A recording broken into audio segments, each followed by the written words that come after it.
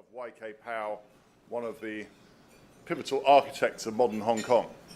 Today, though, unless we'd actually managed to get Edward Snowden, it would be very difficult to have a more topical speaker than Joe Zhang. Joe is formerly with UBS, and then he transferred over to become a shadow banker. Joe's book, Inside China's Shadow Banking, The Next Subprime Crisis, was written in 10 days, and he was telling us he actually wrote it on a BlackBerry. So for all you budding authors, there's a pretty good tip there.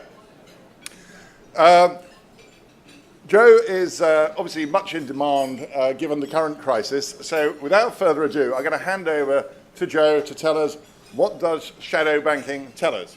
Joe.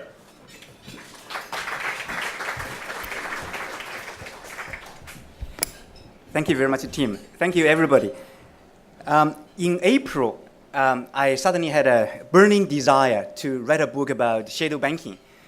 In May, the book came out. Then in June, the central bank in Beijing started to promote the book. So the book is selling very well. Thank you very much. The book has two parts. The first part is about my experience struggling as a banker in a fiercely competitive industry, and then I wanted a change. So I discovered shadow banking, microfinance. I was offered a job as chairman to run the business in Guangzhou, a part of a suburb of Guangzhou.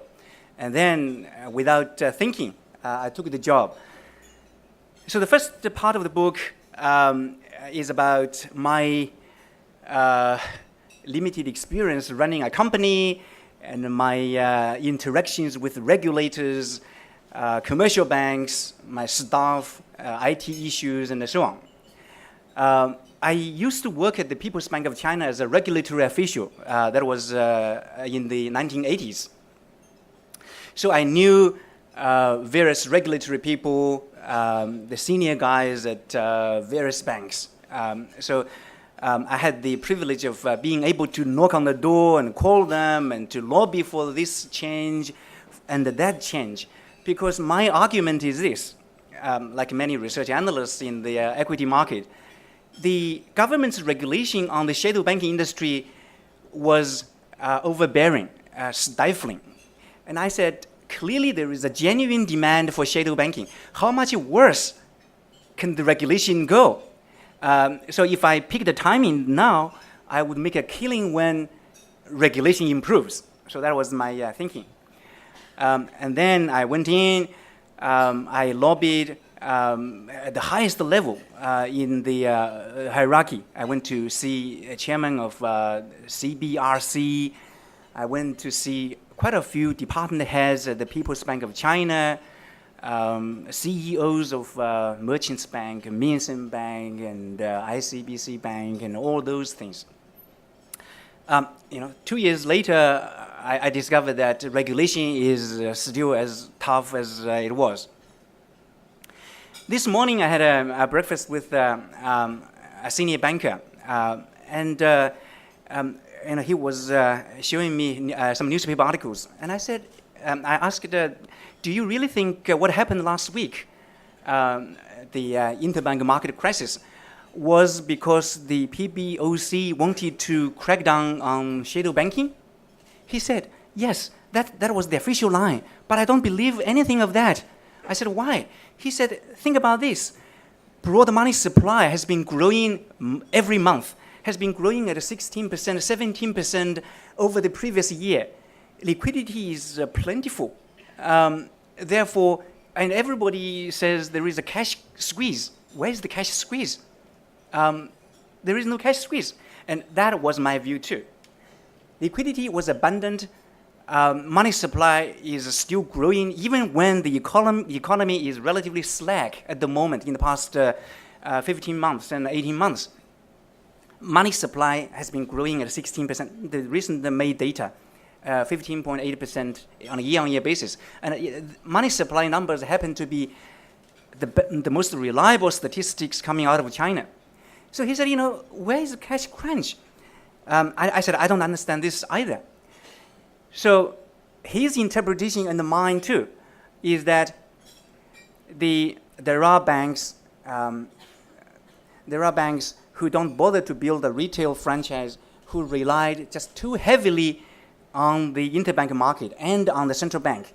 Instead of using the central bank as the lender of last resort, they are using the central bank as the lender of first resort. Because it's so much cheaper and it's so straightforward to get money from the interbank, they are clearly lending too much. This is for some banks.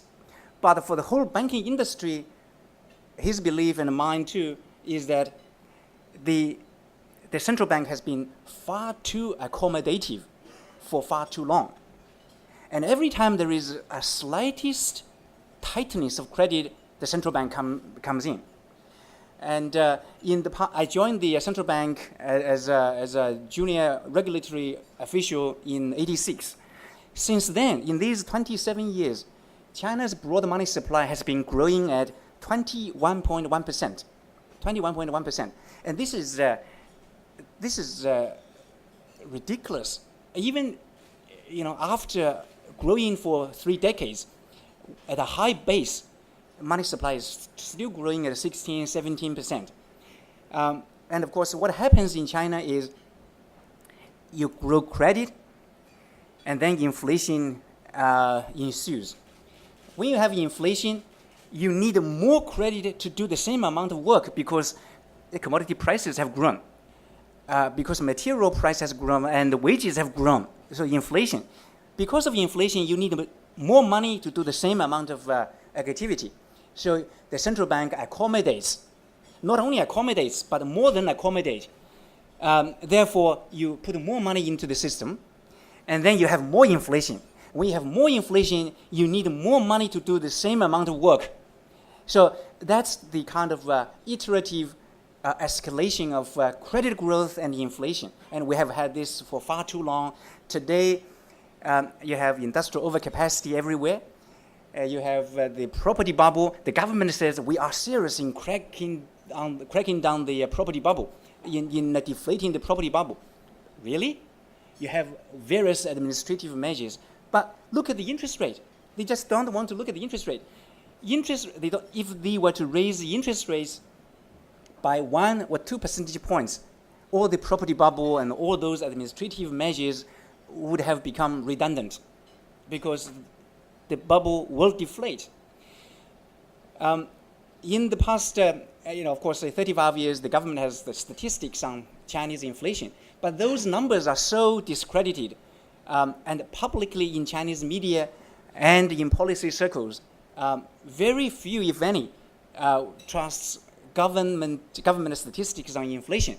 In a year or two, you manipulate statistics. In a year or two, you can't see the difference. Who knows? The government says the inflation this month is 5%. Okay, how can you argue with that 5%? You say, 5.3. How do you know? It's a guesstimate. So in the short term, nobody knows what these statistics, what the reliable, credible statistics really are. But in the 10-year period, 20-year period, 30-year period, things you can work out. And of course, that's how a lot of Chinese citizens have done.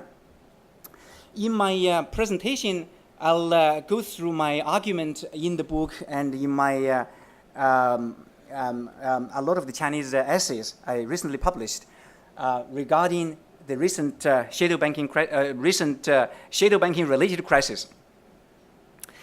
Let me explain what we mean by shadow banking. Who are we? These are the so-called shadow bankers. 6,000 microcredit firms. These are licensed institutions. I manage one, and I invested in 2 others, one in Hubei and the other in Tianjin.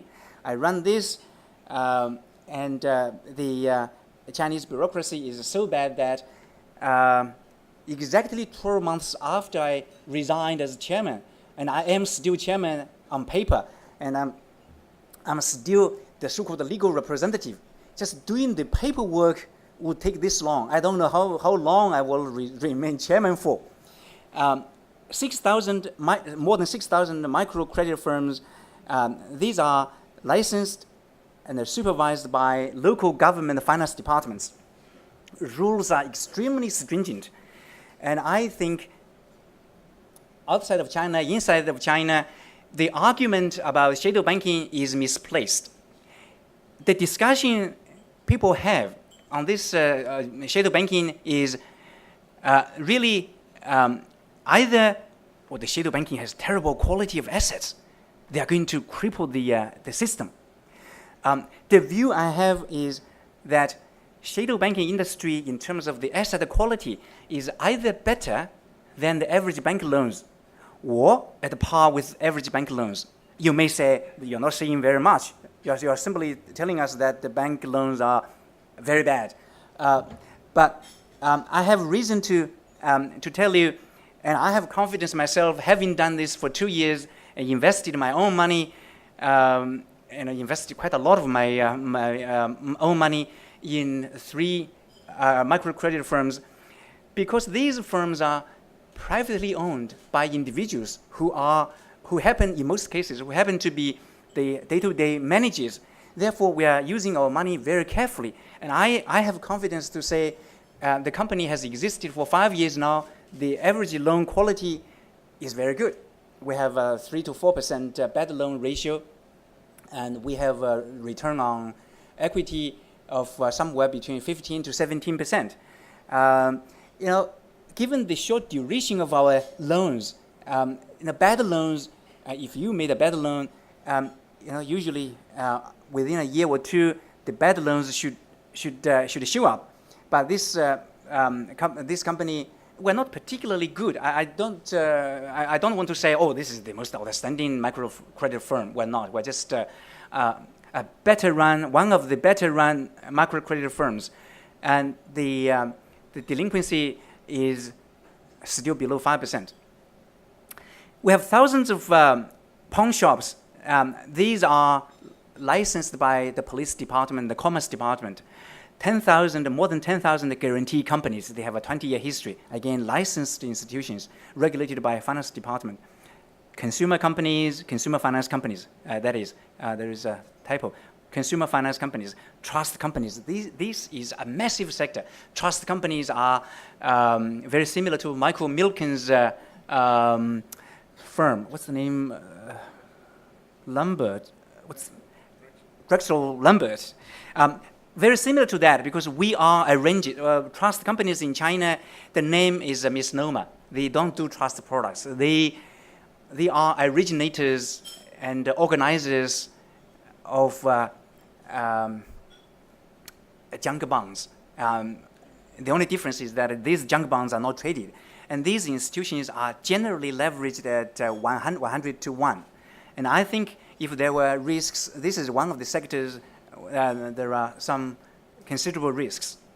And then some P2P operators, peer-to-peer finance companies, they do a pretty good job. And thousands and hundreds of thousands of curbside lenders. And this is what the government says, these are illegal, worse than prostitution and so on. But these people, think about it, these are not small fries. And on one occasion in Guangzhou, where I worked, there was a land auction. And of course, Chinese banks are not allowed to lend money to property developers to acquire land. Guess what? This developer approached a curbside lender. Curbside lender means they are not licensed, unlike us. But they have been running the business for 35 years, 30 years, after compound growth. 20-30% a year in, year out. These institutions, well, these are not institutions. These people are very considerable in terms of firepower. One curbside lender came up with 2 billion RMB for the developer to buy the land. And it was eye-opening for me. But I should know. When I was at the PBOC, I went to various places to monitor so-called black marketeers. And we... these days, the PBOC never doesn't do these things anymore because it was proven futile. private equity investors, broker dealers. So these are the so-called shadow bankers. These are the shadow bankers. And of course, the two outstanding, well, the two types of firms stand out. One is my kind of microfinance, and the other is trust. And then finally, there is the so-called wealth management products within banks. How big is the shadow banking industry? These numbers are from S&P, and I think when statistics are guesstimates, very hazy, 10% plus, 10% minus are warranted. The point I'm making in the book is shadow banking in China is actually relatively small compared to the size of the economy, compared to the size of the banking industry. As I said earlier, I'm confident shadow banking is less risky than banks, than bank loans. And of course, in other countries, shadow banking includes bonds and derivatives, but bonds and derivatives in China are relatively small in significance.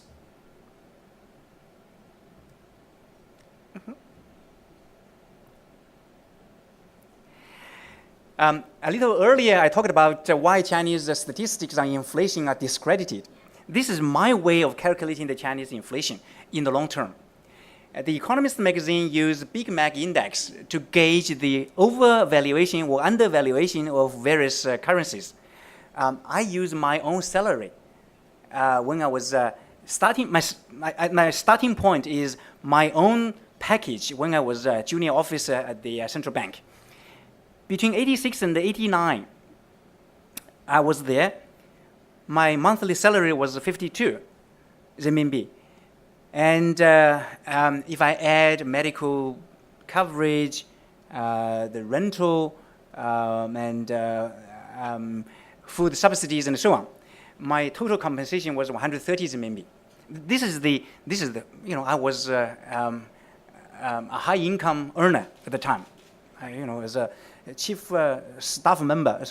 My title was principal staff member. It was confusing. Not that I was any principal, but my title was principal staff member. In Chinese, it's 科长, 主任科员. So I was a junior officer there. My package was 130.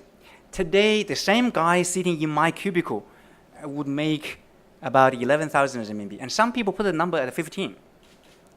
But let's use a low number, 11,000 renminbi. So that's a growth rate, compound growth 20.3%, compound, year in, year out, 85 times in 25 years. And of course, this guy's productivity is not growing that fast. Therefore, the gap, what's the gap? The gap is inflation. My argument is, this is my former colleagues and the colleagues refuted this. I argue that hiring a civil servant like me is no different from buying a bus ticket because that's a consumer item. There was a derivation, academic kind of exercise. I came down to a CPI inflation of something between 5% to 10% to be roughly right, better than precisely wrong. We think inflation is that. Today, the average cost of funding for Chinese banks is 2%. Average cost of funding deposit on Chinese deposits is 2%. And the average prime rate is 6%. A lot of SOEs borrow at less than 6%. So in other words, interest rates are either negative or too low. And that explains the two phenomena. One is, everybody says the government is very tough on the property sector. Why is property bubble so hard to crack? The second thing, of course, is, and in my former investment banking industry, everybody says the Chinese stock market appears so attractive and rapid GDP growth, but since I came to Hong Kong as a research analyst 19 years ago, the Chinese stock market has been deflating since 19 years ago. And people say GDP growth is decent, 80%, 9%, 7%, whatever the statistical manipulation. There is no debate. China has been growing rapidly. How come the stock market doesn't perform? I think there is a reason. I'll talk about this briefly. I'm using Warren Buffett's presentation recently. Not recently, some time ago. Warren Buffett says, in the short term, there are too many variables on the stock market. In the long term, there is only one variable, which is inflation, or in other words, which is interest rate. And he split the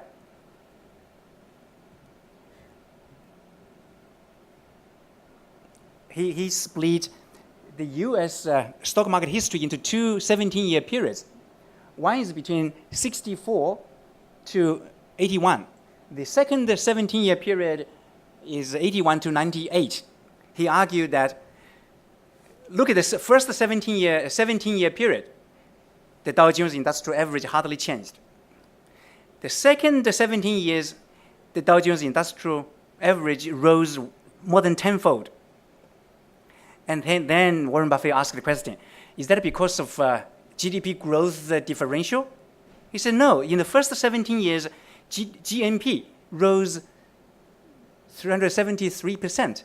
In the second 17-year period where stock market performed massively, GNP only grew 177%. So he said, this is counterintuitive.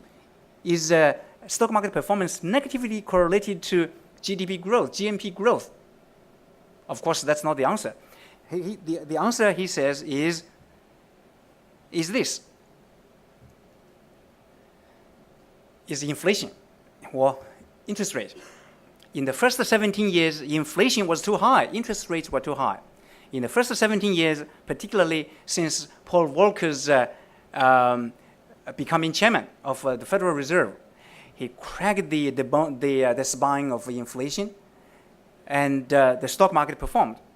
Now, if I were to use this analysis on the Chinese stock market, yes, GDP in the past 20 years has been very good, but inflation is significantly higher than the official statistics. And don't use the bank interest rate numbers. Use the numbers we generate from shadow banking. And we lend at 25% a year. That's the annualized rate we charge. So microfinance companies, we charge 25%, not just one company. This is the regulatory ceiling. So we charge 25%, 4 times the prime. And pawn shops charge 35%. Many operators in our industry charge significantly higher, far above the regulatory ceiling. They get away with it because they dress it up as a service charge, admin charge, or you pay interest up front. And there are so many ways to effectively increase your effective interest rate without violating the regulation. And that, my view is, that kind of rates are the so-called market rates. Why are we able to charge that kind of high rates? Because of underlying inflation, because of the squandering of financial resources by the formal banking industry. The state-owned companies and the privileged, well-connected private sector companies consume far too much credit, therefore leaving very little to the SMEs. Therefore, they are desperate and we can charge more. And I think if the central bank were to get the recent crisis, read the recent crisis correctly, they should ask this question. As the government, we are very negative, we are hostile on the shadow banking industry. But why is the industry growing so rapidly? Why? Because of several reasons. One, there is underlying inflation which is significant. and the consumers, savers, want a better deal. So that's why, paying them 2% annualized interest rate is simply not good enough, and they want a better deal. Two, SMEs starved of finance. They want to have access to credit, even though at the shadow banking industry they pay significantly higher interest rate, but it's better than having no access to credit. So that's the demand. So there is supply and there is demand. And then, of course, there are middlemen, ambitious middlemen like myself, who are enthusiastic about working in the industry. So I think the message the central bank should learn from the recent episode is this. But unfortunately, they are, because of the recent crisis, the last week, I think the regulators, CBRC, PBOC, and all these institutions will become even more hostile to the industry, to the shadow banking industry. I wrote a few essays in the Chinese media recently to argue, in fact, 4 weeks ago, I argued very strongly that the PBOC should raise interest rates instead of lowering interest rates. But of course, before the PBOC had time to do anything about it, the market did it. This morning, I got a call from my hometown in central Hubei province. The wealth management products, even at ICBC, the rates are over 1 percentage point above the rates they offered just a few weeks ago. So clearly, that is putting pressure on the banks. The rates you offer are not realistic. So that's my brief introduction. I look forward to your questions.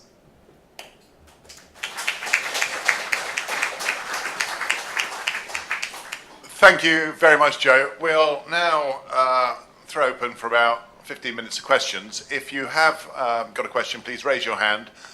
One of our staff will come bring you a microphone. If you could just announce who you are and who you work for. And at the close of this question time, Joe will be signing copies of his book, which he informs me is currently the best-selling business book on Amazon.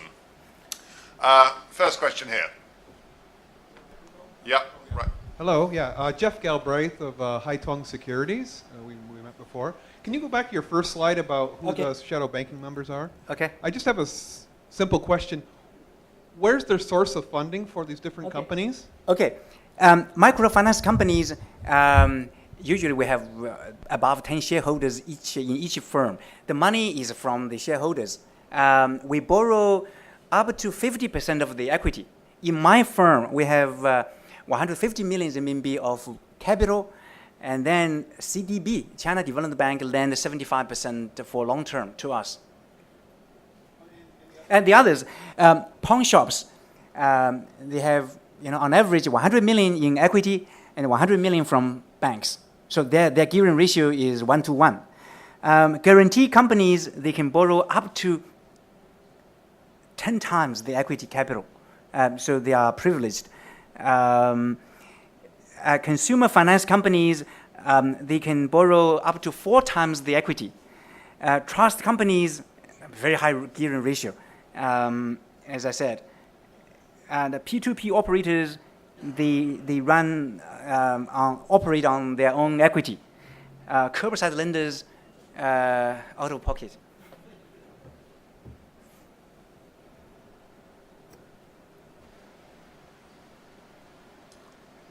Next, just behind.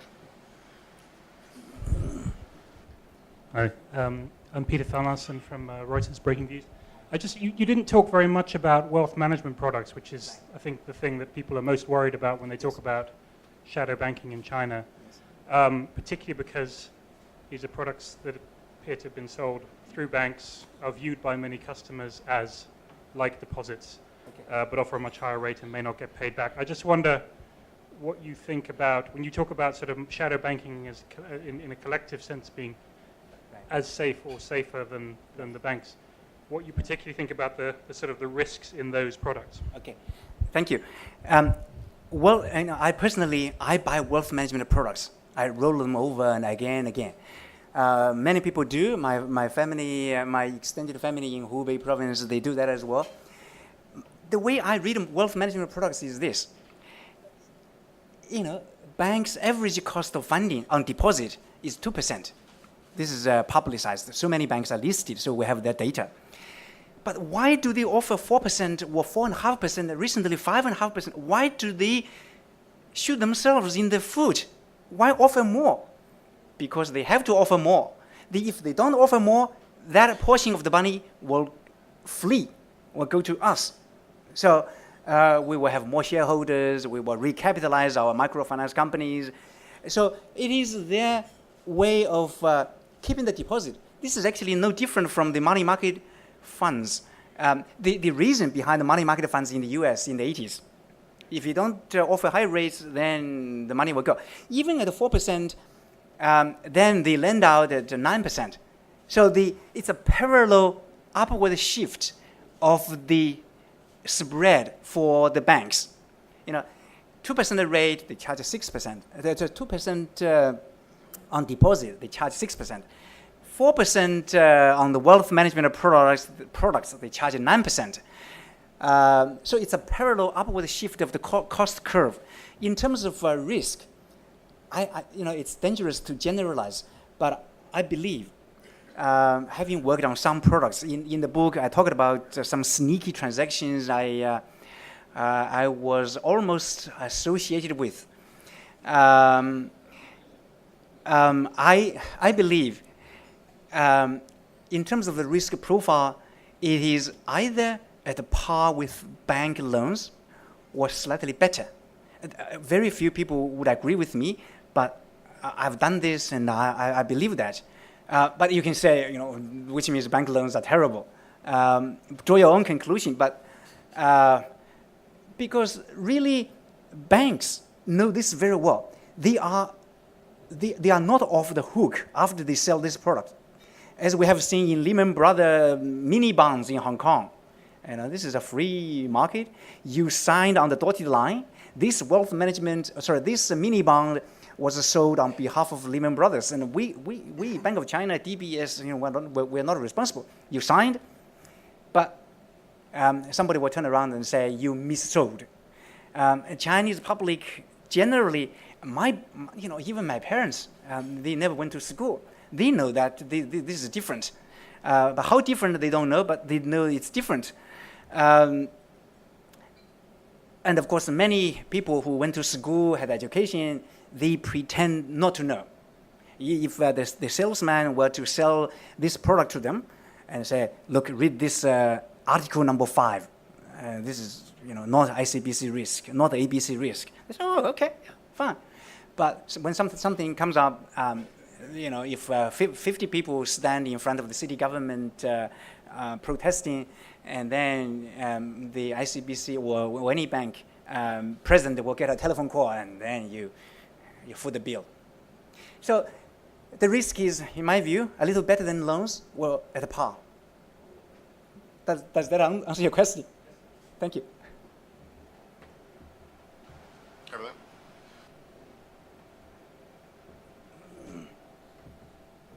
there. Jimmy Chang. So where do the money goes? I mean, it's not difficult to lend money at double digit, but for those that borrow at double digit, right, are they spending money on the Gucci bag, on property, right, or okay, some kind of good business sure, that generate that kind of return? Sure. We're no different from private equity people, hedge funds people who do these things. Private equity people charge the so-called IRR, internal rate of return, normally 25% plus. We're the same. We lend to companies, just about everybody, restaurant owners, barbers, shop owners, plantation owners, taxi drivers, florists, and really just about tea houses, everybody. And of course, our rates are high, and we always say, because they are relatively short-term in duration, 6 months, 3 months, and they need that. of course, these companies have to be very efficient, and there are so many small businesses who sacrifice their hours and the sweat. They work hard, and their returns are good. They're poor, but they're just, for various reasons, they are small in size, but their ROE is high. We typically charge 2% a month. If you use the money for a month to stock up something, to use it as working capital, 2% is probably okay.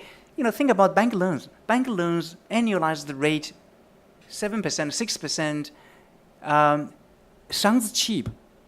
But when you have to fill out so many forms, and you as a small businessman, you don't know which department to approach, and then the long waiting period, sometimes as long as 2-3 months. And then occasionally you have to go and dance with those guys and play golf, and all that is so stressful and costly. So, I'm biased. Let me be upfront, but I heard quite a lot of people tell me, our customers, and they say, "Yeah, but you do charge more, but we don't pay for the full year." And it is so straightforward. We come in, you as chairman, you see us, and we were equal. You make a decision in 2 days. At the end of the day, I think your cost is just about the same as the banking rates. Again, I'm biased.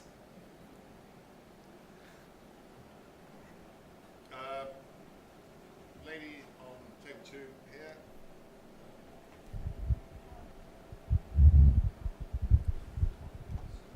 Well, first, I find your presentation absolutely fascinating, really wonderful. My question is, you made the statement that the risk of your types of microcredit lending, of shadow banking generally, is lower than the risk of bank lending. And my question is that because of the quality of the lender or the quality of the borrowers? Thank you. Several reasons. One is we are using our own money, so we use it carefully. So that's number one. Number two, our leverage, the whole industry, shadow banking industry as a whole, the leverage is so low. Number two. Number three, this shadow banking industry as a proportion of the economy and as a ratio to the overall banking industry is low. 40-something% is relatively low. There is a tremendous amount of potential for us to grow without hurting the banking industry. Yes, of course, we are undermining the banks. We are. Slowly, we are undermining the banks. But, when you are relatively small, you can pick and choose. You can pick and choose, you cherry pick on your customers. But when you give me suddenly you give me 5 billion, what do? I go from prime loans or better loans to ordinary loans to subprime and to silly loans. And when I have too much money to deploy, knowingly, unknowingly, I lower my standards. And that's what happened in the US subprime. And the US bankers, of course, they didn't deliberately go to somebody, some bankrupt guy and say, "Hey, I want to lend $50 million to you." And then they continue to convince themselves, this is okay, not too bad. And that one is okay too. But after you exhausted all the better opportunities, and then you suddenly discover that you are doing subprime without knowing. Just front here. Hello. My name is Kevin. I'm from Citec Bank. As a banker myself, right? I would like to know your approving procedures for those loans. Okay. And also, sorry, and also like in Hong Kong, right? We have a centralized like credit bureau like TU, CCRA, but like in China, so I don't think there's a central credit bureau. So how do you like overcome all the risk? There is a central credit bureau at the People's Bank of China. We, as shadow bankers, we don't have the privilege to access the data. That's unfortunate. And I think the central bank, as the government, they should open it up to us, to these licensed institutions. But of course, good things don't always get done in China. So that's one. The other thing is in terms of approval procedure. Again, I don't want to generalize. Some companies are better governed. They have a standard procedure. We have marketing people go and distribute brochures, doing cold calls, and then the application comes in. They don't write on a piece of paper, of course. They come in with slippers and T-shirts. They come in and say, "Hey, I want 50,000 RMB in 2 days." And of course, I give him a good stare and see if he's up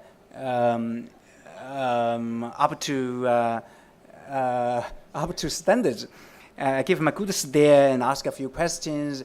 It's no science. Of course, if I were raising funds or doing IPO, I would give you a flashy kind of presentation, a PowerPoint, and talking about this metric and that metric. But I'm telling you,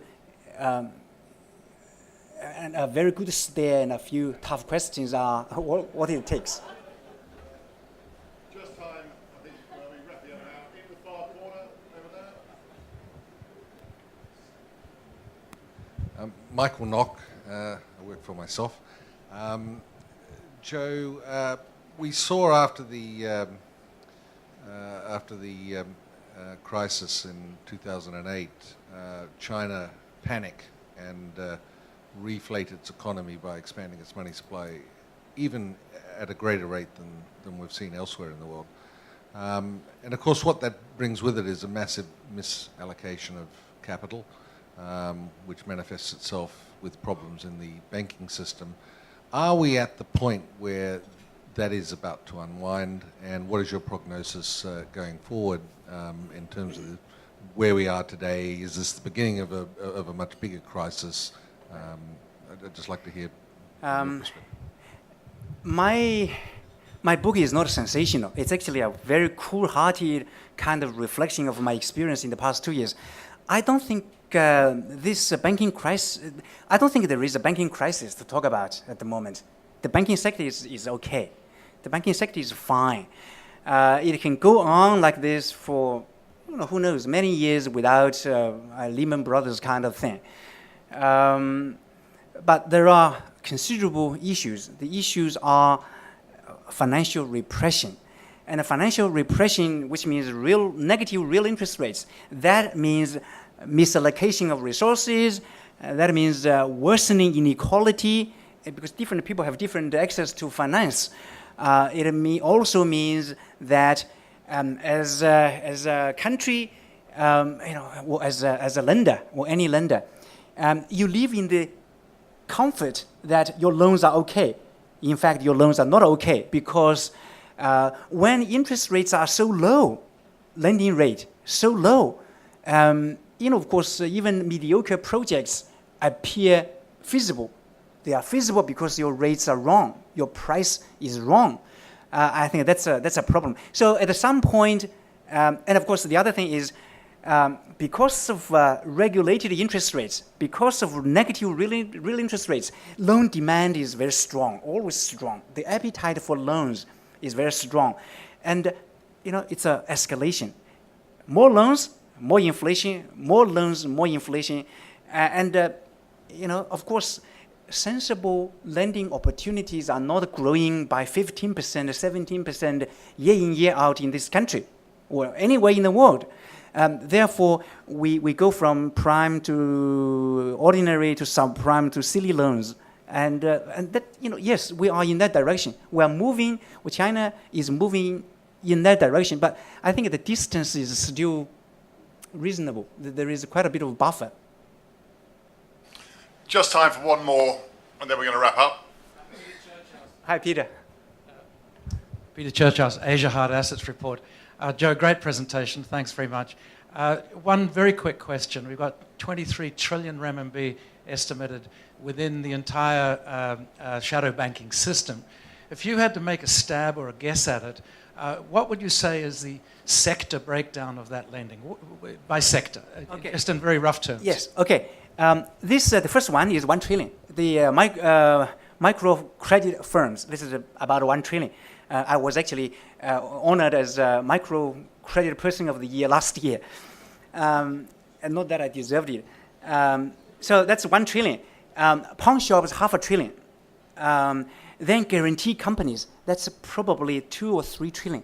No, I'm asking, where does the money go? 23 trillion. Ah, I see. Where's it going? Okay. What sectors? The sectors, the biggest, of course, is real estate, sadly.